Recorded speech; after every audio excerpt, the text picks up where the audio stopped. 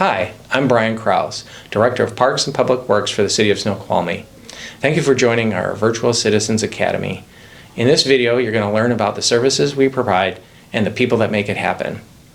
Parks and Public Works is streets, parks, fleet and facilities, along with our utilities system, which includes drinking water, sewer, and storm.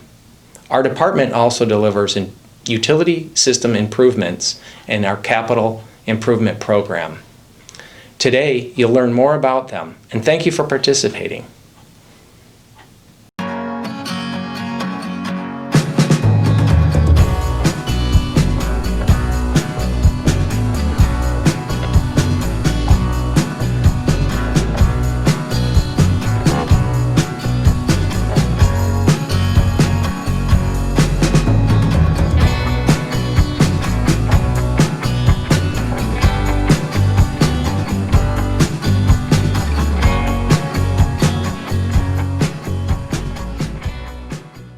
My name is Jeff Hamlin. I'm engineer here with the city and interim utilities manager currently, and I'm going to give an overview for the utilities division.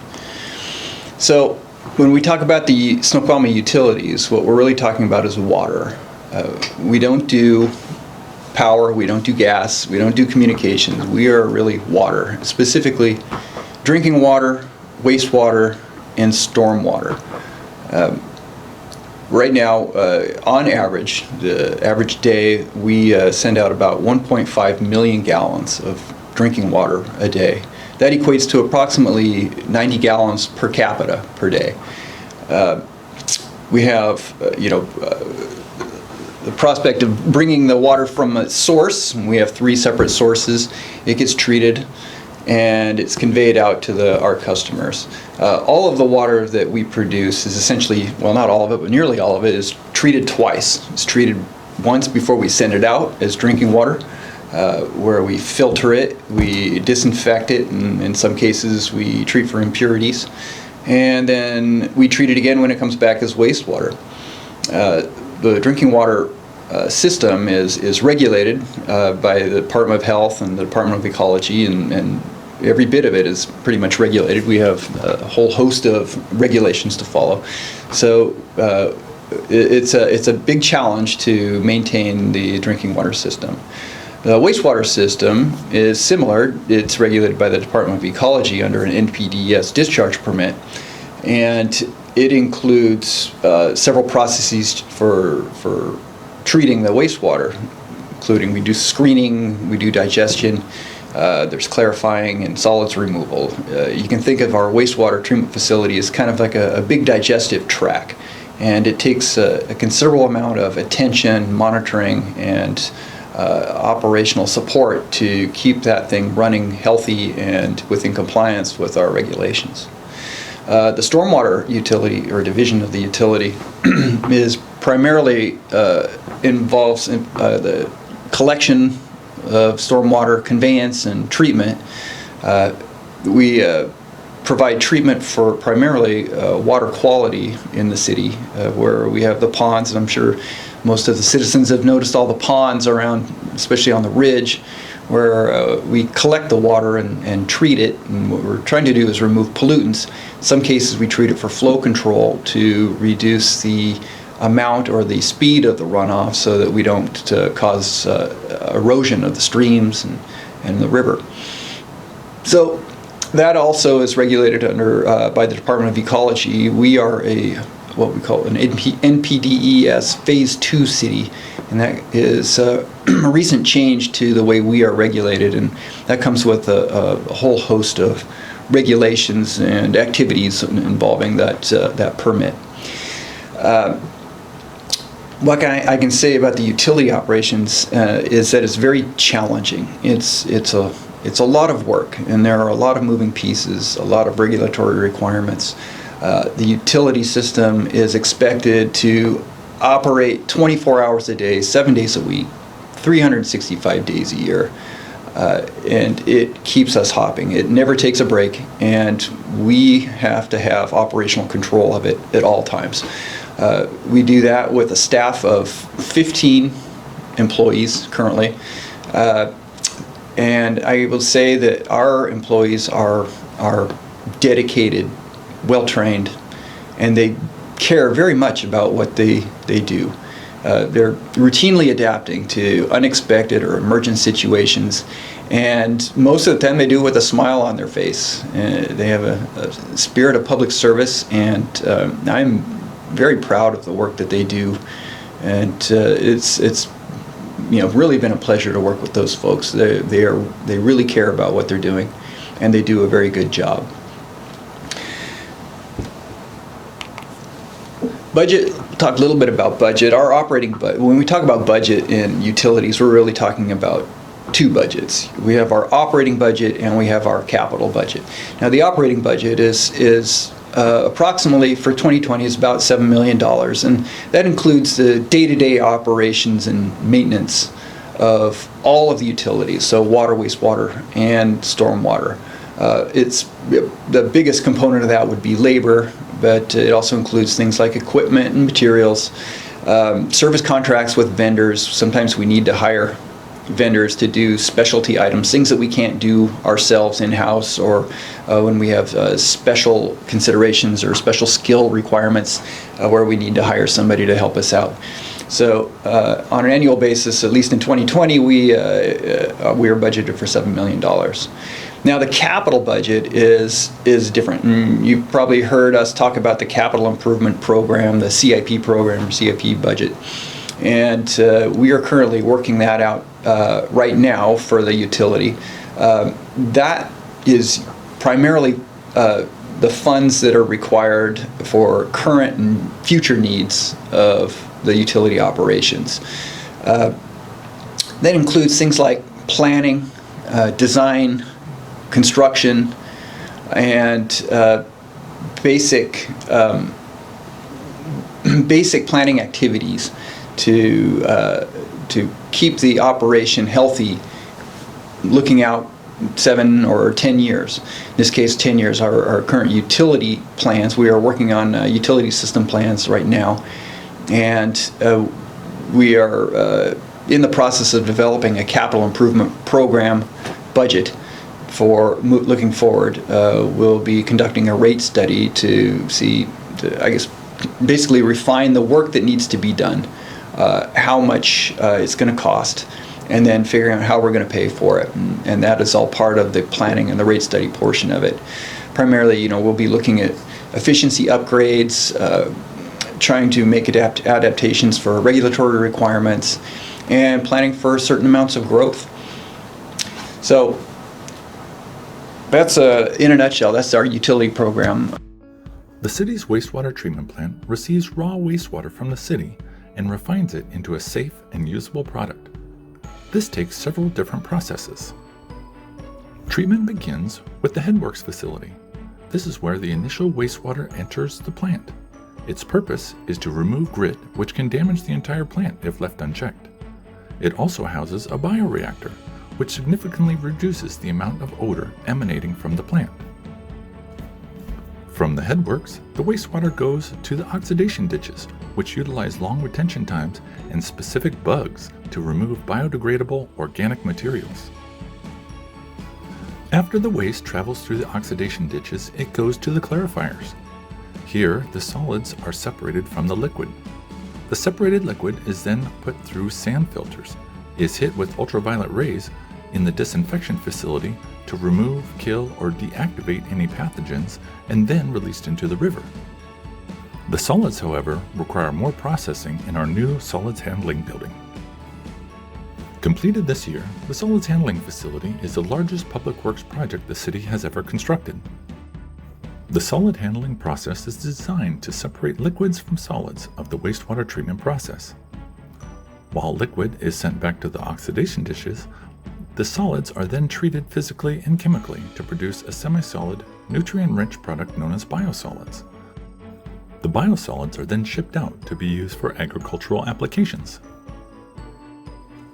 Other facilities on the wastewater treatment plant site are employees' office area and lab for the plant, the plant shop used for storage and maintenance, the decant facility, which helps process stormwater waste coming from catch basins, and the emergency backup generator, which can run the entire plant should power go down. This concludes the city's wastewater treatment plant tour.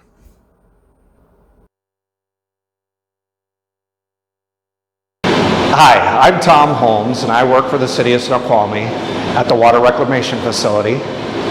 I've been asked to give this tour to you today for the 2020 Citizens Academy and explain to you a little bit about what we do. So, we're in the water resource recovery business. What that means is we take waste from your house and we produce a product that can be recovered and used beneficially in the environment. In this case, we treat sewage that comes from your house and we produce water that goes back into the river. The sewer that comes into our facility looks like this. It's brown. It has hypodermic needles floating on top of it, tampons, maxi pads, grease, condoms, cell phones, Legos, all types of things that really shouldn't be in the sewer. And if I can leave you with anything, don't put those things in the sewer. Those things are supposed to go in the garbage.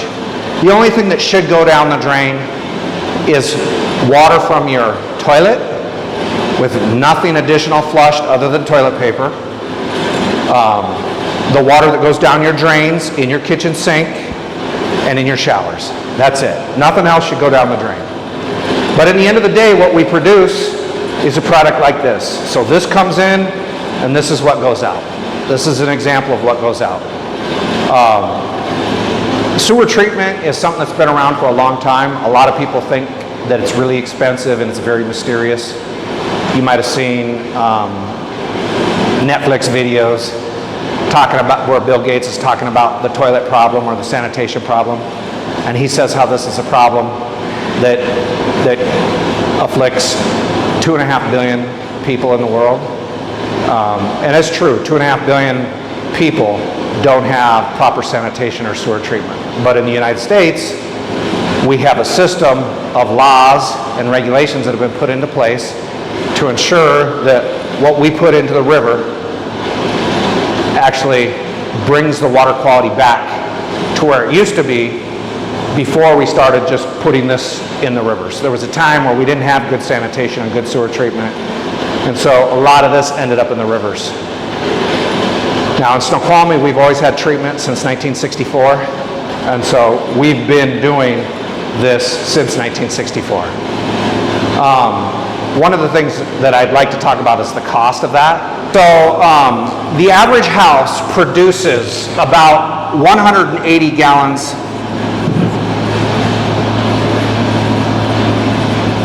of sewer a day. That's 180 gallons of that brown liquid that I showed you before. That's the average household.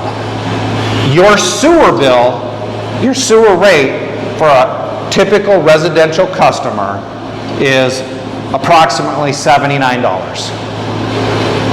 So if you break down what the costs are for sewer, we have labor, we have equipment that has to run, we have an $80 million facility that we have to treat all the sewer, and that $79, the way it breaks down is it basically breaks down to about $2.50 roughly per day. $2.57 maybe. $2.57 a day. Now, if you break it down even further by the gallons, that's 1.4 cents per gallon. That means that it only costs us 1.4 cents to take this brown, dirty water, 1 gallon of that, and turn it into 1 gallon of clean water that can be discharged to the river. I think people are always, I normally ask people, how much does it cost, how much do you think all this costs? Because I take them for a tour of the facility, and it's a big, complicated facility, and I say, and you know, at some point I always ask, does anyone know how much this, what do you think it costs for us to do this? And I think that a lot of people don't necessarily think, they think that it's expensive, but it's really not expensive. It's costs less per day than it costs you for a cup of coffee, costs less than it costs you for your internet service, and less than it costs you for your cable TV for the average house. So for $2.50 a day, your waste is converted to a resource that can be recovered and used beneficially. So what does it take to operate a facility like this and produce these kinds of results in an efficient manner? It takes a staff of dedicated individuals with education in engineering, sciences, environmental studies, mechanics, chemists, laboratory personnel, and qualified maintenance technicians to keep a facility like this operating. And every year, at the end of the year, the state evaluates the performance of a facility. And if a facility achieves 100% compliance with all regulations in the state of Washington, the Department of Ecology acknowledges those facilities with a special award. For 2018 and 2019, the city of Snoqualmie was awarded this special recognition to the operations staff for the dedication that it takes to achieve this type of award. There's more than 300 facilities in the state, and just slightly over 100 facilities achieve that special recognition. And it takes a lot of hard work and dedication to accomplish that. Hi, I'm Jason George, City of Snoqualmie Storm Department. Behind me here, what you see is one of the last steps of stormwater maintenance. How about we go through a slideshow and I can show you how we get here. Hi, first question is, what is stormwater? Stormwater is comprised mostly of rainfall and snow and ice melt. And one of the biggest concerns with snow and ice melt and rainfall is how does it impact us? 1/3 of all the pollution in Washington State comes from stormwater. And as the #1 commercial producer of oysters, clams, and mussels, nearly 32% of all the clam, oyster, and shellfish growing areas have been closed due to pollution. Some of the common stormwater pollutants that are in our stormwater is pesticides from yard care, litter, motor oil, pet waste, and soaps and detergents. How does the city clean its stormwater? The city of Snoqualmie uses catch basins, bioswales, and storm retention ponds. A catch basin, which you normally see outside a lot of your houses, works by allowing debris and water to flow into it. As the debris falls inside, the heavier debris falls to the bottom and separates from the water. As the water fills up in the catch basin, the debris-less water flows on into a retention pond. As you see in the slide here, as the water flows into the retention pond, even more debris and contaminants settle out. Over time, it settles out to the point where it's considered clean water and it flows off into the local streams. Retention ponds can remove about 30 to 80% of all pollutants from stormwater. Maintenance. Maintenance is dictated to the city under the Western Washington Phase 2 Municipal Stormwater Permit. That's about 60 pages long and a few more pages for the appendices. If you want to go through that and read that, you can go over to ecology.wa.gov and read that, but we're not going to get into that today. I'd rather talk about the stuff that you normally see when you're out driving around. Catch basin cleaning, pond cleaning. That's two of the major functions that we do in stormwater. As the trucks fill from the catch basin cleaning and the pond cleaning, the trucks come down here to the water reclamation facility, otherwise known as the wastewater treatment plant. And you can see in the slide here in picture number 1, the excess water is drained off from the vectors where it is stored, slide 2, picture 2 there, until all the sediment and debris settles out, allowing us to drain the water off virtually clean, and it goes back into the wastewater treatment plant. After the water is drained off, the vector is dumped into the facility that you saw me at the very beginning of this presentation, where all the solids are accumulated and hauled out at the end of the year. The city generates approximately 200 cubic yards of solids every year. Some of the issues that impact our stormwater in Snoqualmie are oil spills, floods, construction site discharges, home improvement projects, leaky trash compactors and trash bins, trash, whether it's strewn about by the bears or just illegally dumped on the side of the road, or improper use of waste bins. Trees also have an impact on our stormwater. Tree roots block lines. We deal with vandalism, and auto accidents also impact our stormwater. A few quick stats for the 2020 year is that we are on schedule to clean over 1,500 catch basins and 4 retention ponds. Over 20 truckloads of debris have been removed from the Snoqualmie storm system since January. 15,000 gallons of water during these cleaning projects have been returned to the Snoqualmie Water Reclamation Facility for treatment and reuse.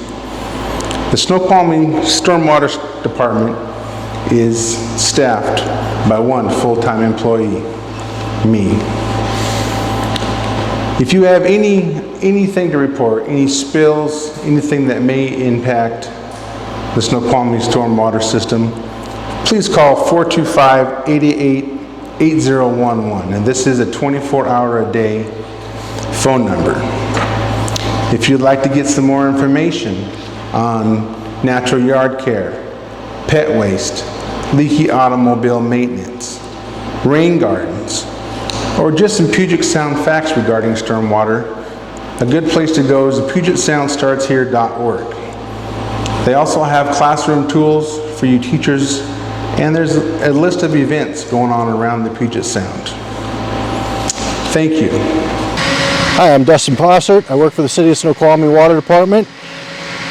We stand in front of one of our mini pump stations. This is one of our larger ones. We are a full-service water system. We pull the water out of the ground, we treat the water, we pump it to its locations, and we gravity feed back down to other locations when we need to. We have 3 sources, our North Well Field, South Well Field, and our Canyon Springs.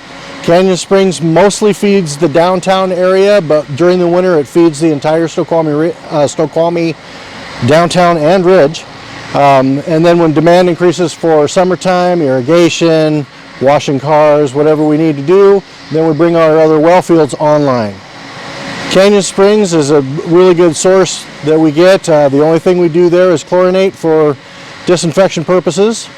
The well fields are a little more involved. We have to treat the water that comes out of those sources. Both well fields treat for manganese and iron. Our North Well Field treats for arsenic. And then all of that ends up coming up into the distributions field. We have to pump everything uphill because of the geography of our city, all the hills we live in. We have to pump everything uphill from our sources to fill our reservoirs, to provide water to the distribution system. And then once it gets up there and the reservoirs are full, we have control valves that allow water back down as needed by demand and by zone. We have multiple pressure zones due to the geography. We get too much pressure, we have to break that pressure into a lower zone and continue that as we go down the hill. We have, as I said before, we have multiple pump stations to push it up to the ridge, up to the Snoqualmie winery area, aka Snoqualmie Point Park.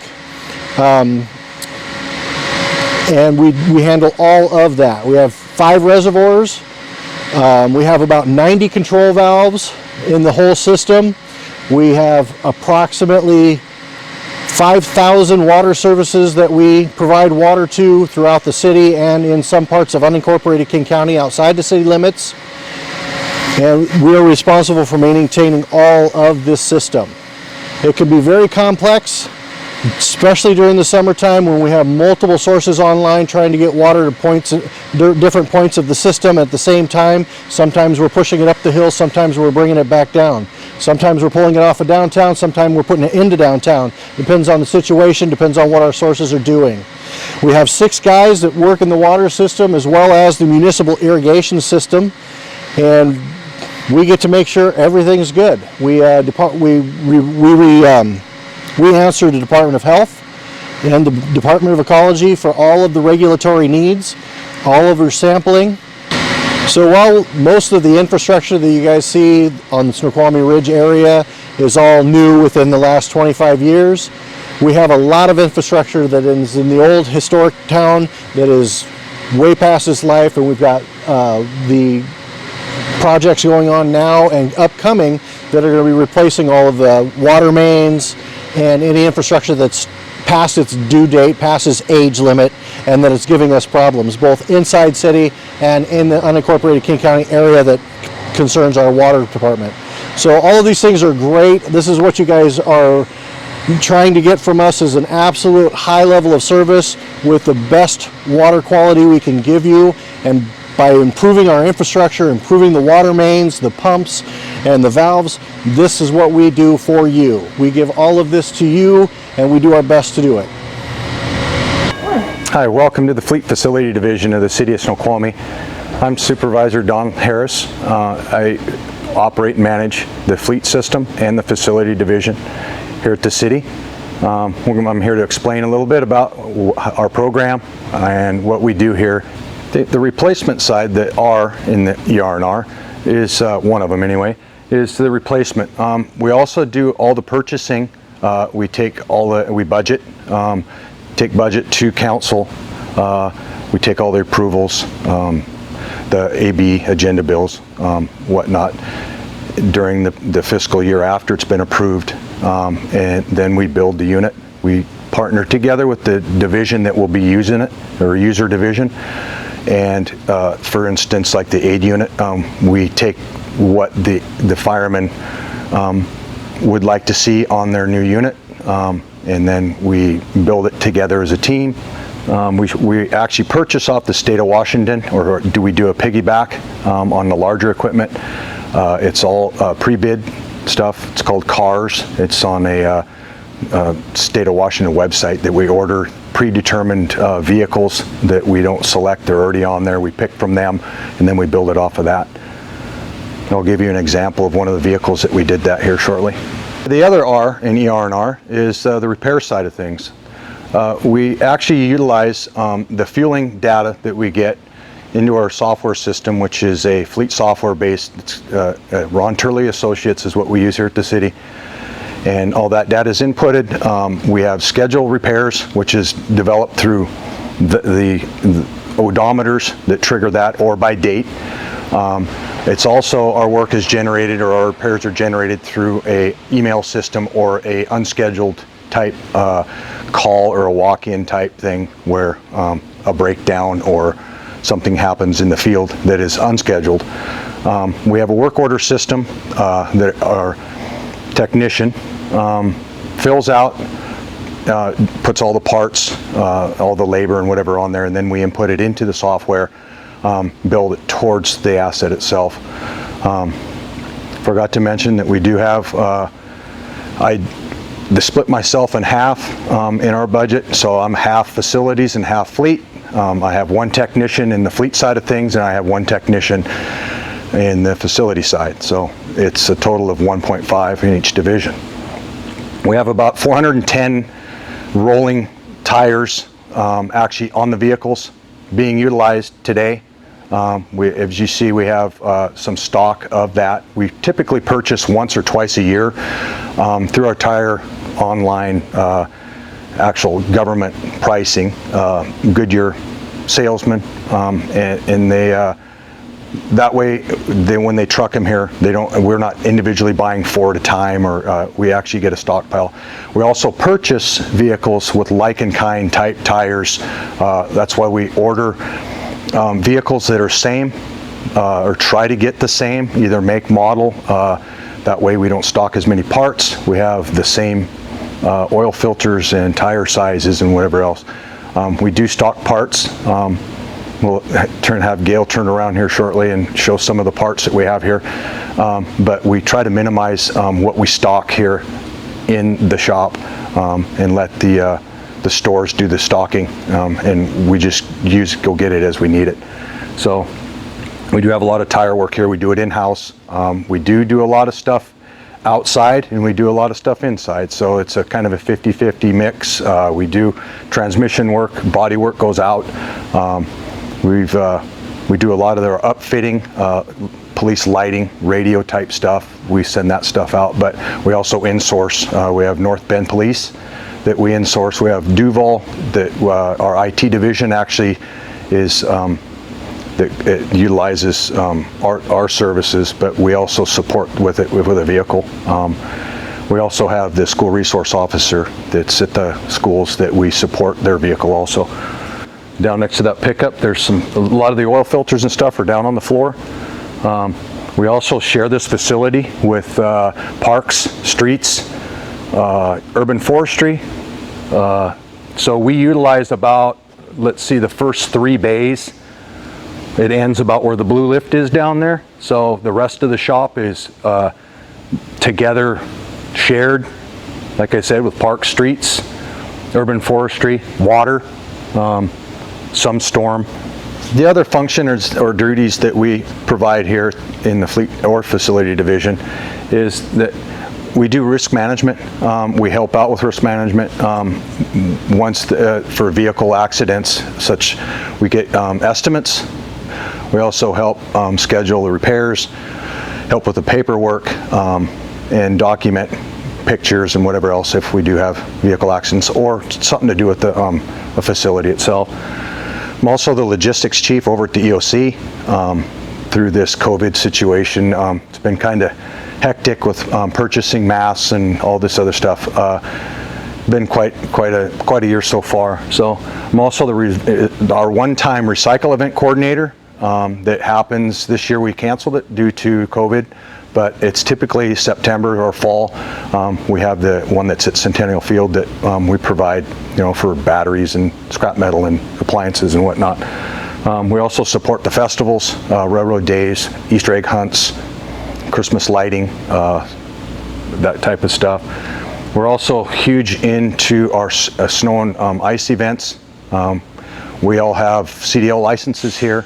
We just purchased 2 more brand new trucks that are CDL required. So we also are here 24/7 during the storms to keep the stuff on the road. Kevin does a great job. Kevin is our technician in the fleet side. Ken Knowles is the facility division tech.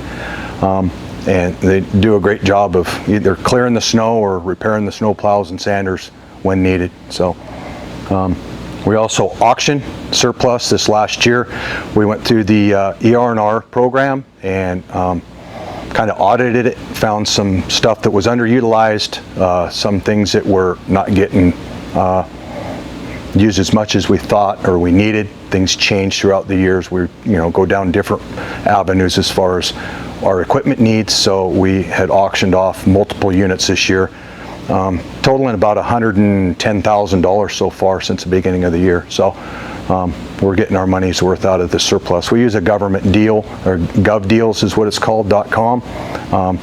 That way it's pictures and stuff, everything's done, paperwork, the money transfers, all that stuff's done through them. And then they cut us a check. Last but not least, our facility division, which is the other half of me. Again, I already mentioned, our tech is Ken Knowles, does an awesome job, very personable.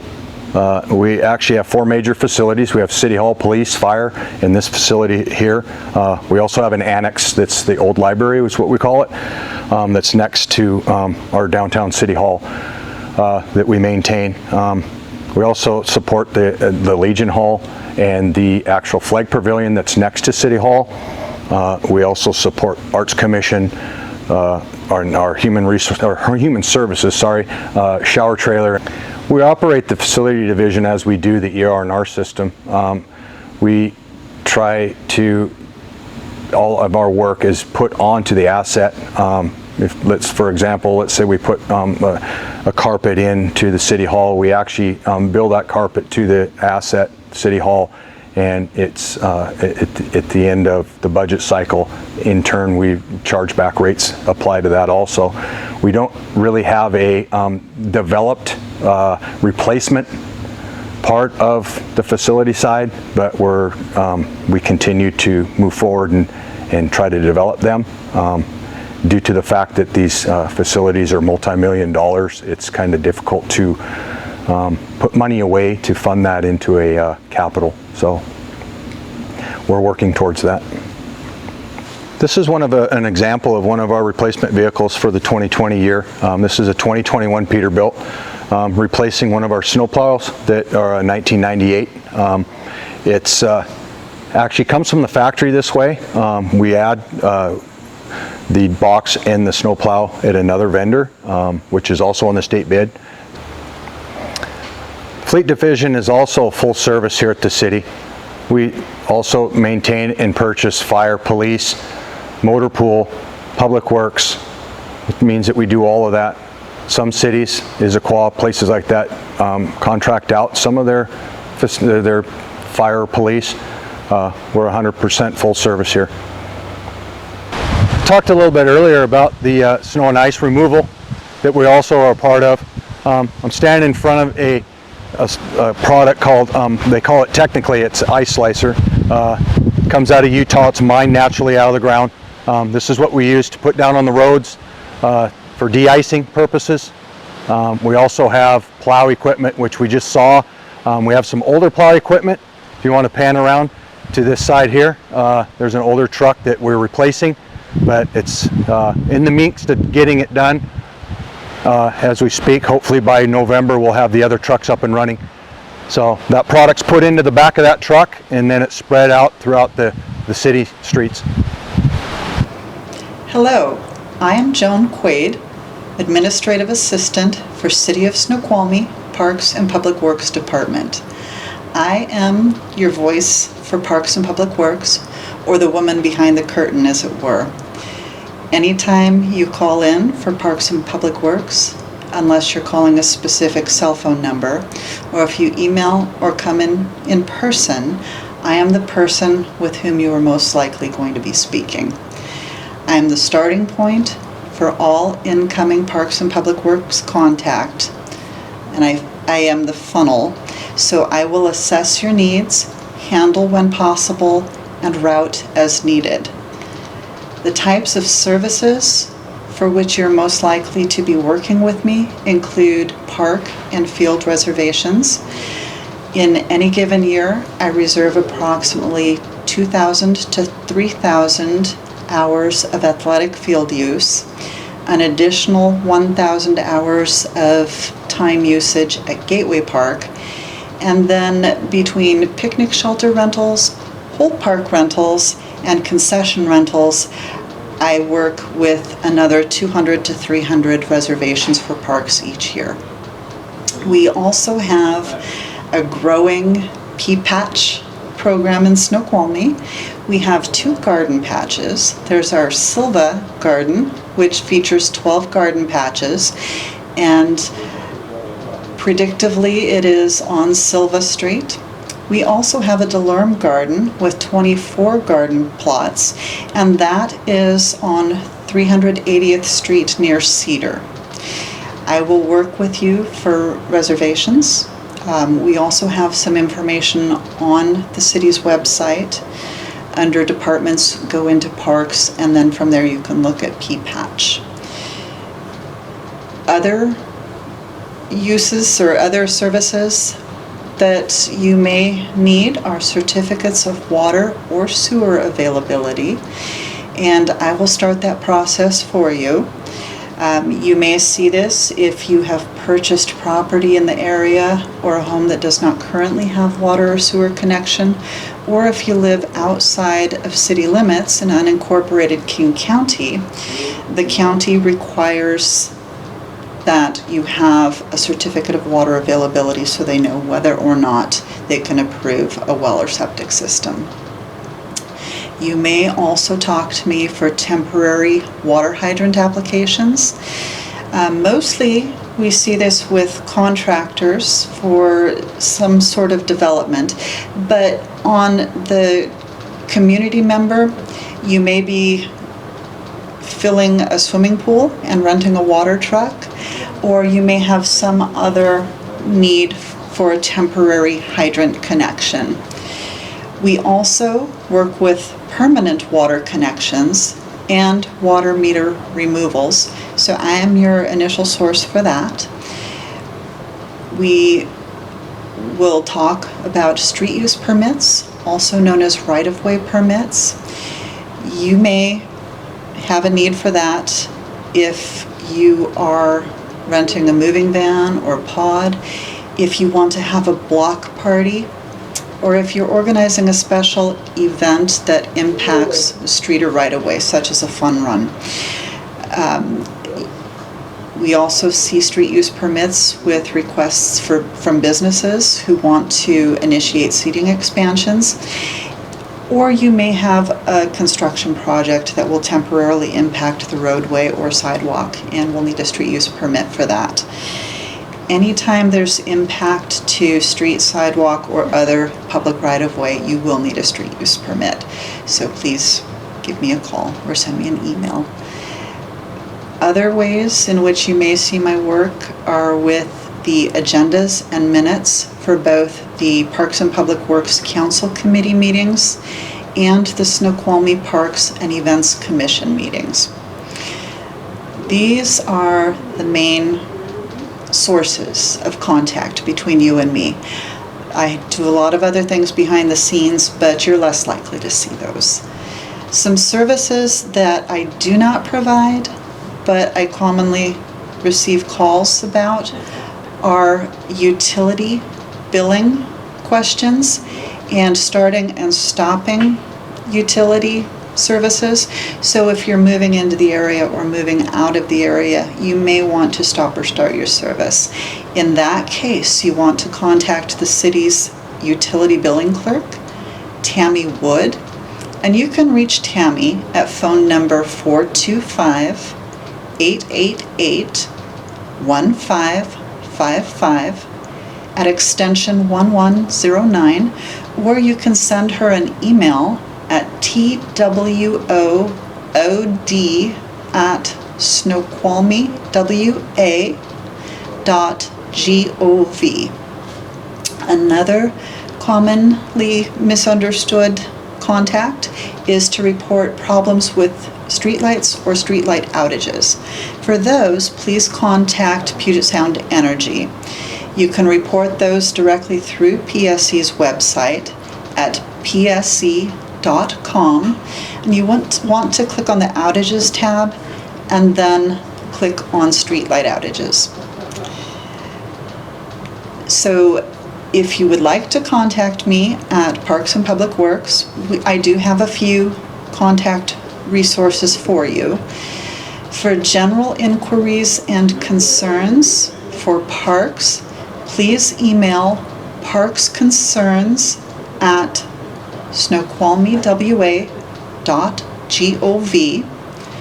For general public works concerns and service requests, contact us at pwconcerns at snoqualmiewa.gov.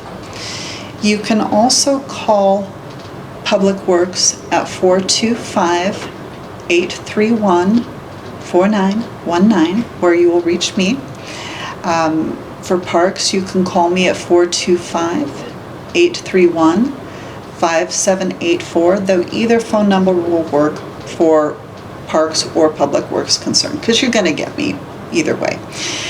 If you would like to email me directly, if you have a specific reason for contacting me, you may email me at jquade@snoqualmiewa.gov. That's jquade@snoqualmiewa.gov. I look forward to working with you. Thank you. Thank you for taking the time to learn about the City of Snoqualmie's Public Works Department. If you have any concerns, please email us at pwconcerns@snoqualmiewa.gov or give us a call at 425-831-4919.